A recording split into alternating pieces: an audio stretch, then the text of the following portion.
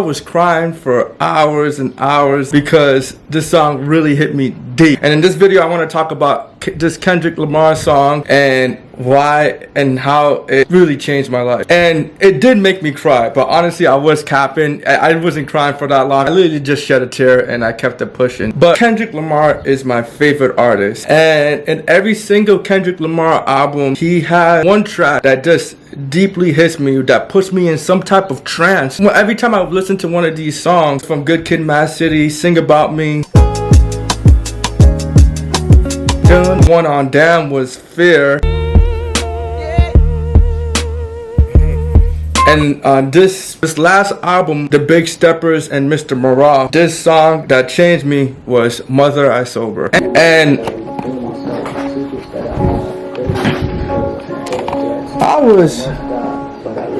at the time, I was reading the lyrics of his song because I was wondering, why does this song make me feel some type of way? So I decided to listen to his lyrics, and for some reason, while reading his lyrics, I felt like I was transforming deep inside. I can't even explain it, but hey, it is what it is. And so before I talk about this song, I want to just briefly give my thoughts on the Kendrick album. Based on the sales, I think the album sold like 280,000 or 290,000, somewhere around there. And I guess depending on your perspective, that's either a W or an L. I think a lot of people are looking at it as like, oh, Kendrick undersold. Most of his other albums, his previous albums, did a lot more than that. And you're probably right.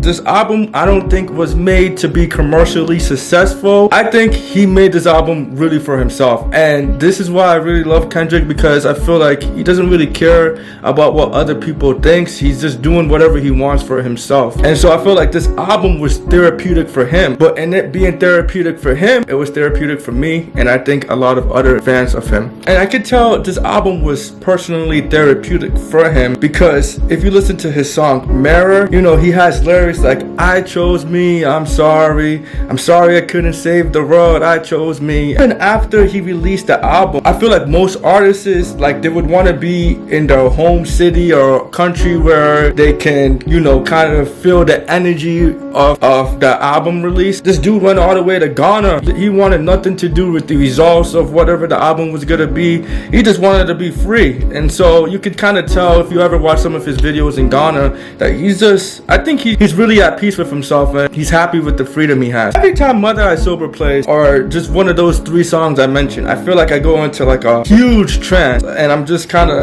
start really focusing on the song and deeply thinking about the lyrics that he's talking about. And I remember the first time I listened to this song was when the album released in May, and it came out in midnight. And I usually don't listen to music at midnight because I'm probably asleep there, but this was Kendrick's album, and this nigga hasn't dropped for 4 or 5 years, so I had to stay up to listen to it. And so when Mother I Sober came, I don't know, something about this song really hit me. I remember I was listening to it, and I already knew from the first minute I was gonna really like this song, because I really like his introspective music. And it was this specific lyric, I wish I was somebody, anybody but myself. That, for some reason, just made me shed a tear. And I was not brawling or like crying, but I shed a tear. I'm gonna keep it a stack. I shed a tear. And I don't know, I think I shed a tear because I was hoping Kendrick didn't feel like that about himself. I was wondering if this was a cry for help, or like, I don't know, I just felt emotional at that time. But overall,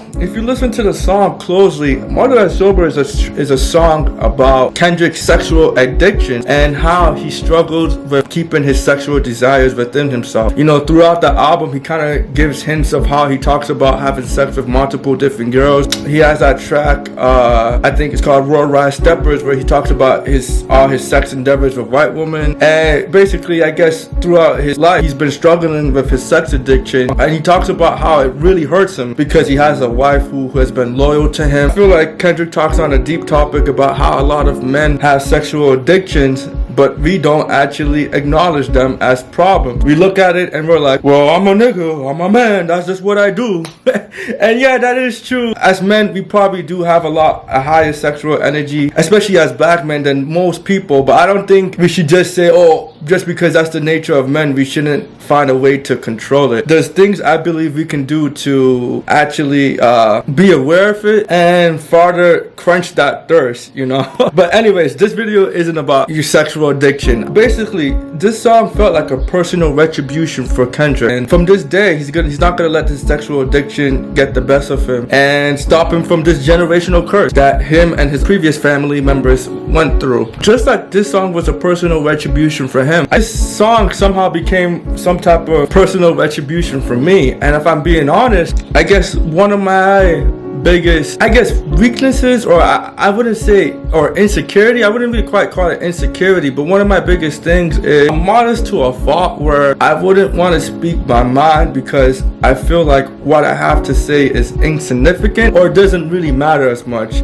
One way I'm working on that is by valuing my own words and making this YouTube channel to really show the power of my words. While I was singing these lyrics out loud for myself, all of a sudden I really started to feel like a deep change within me, and pretty much I felt the need to start speaking out more.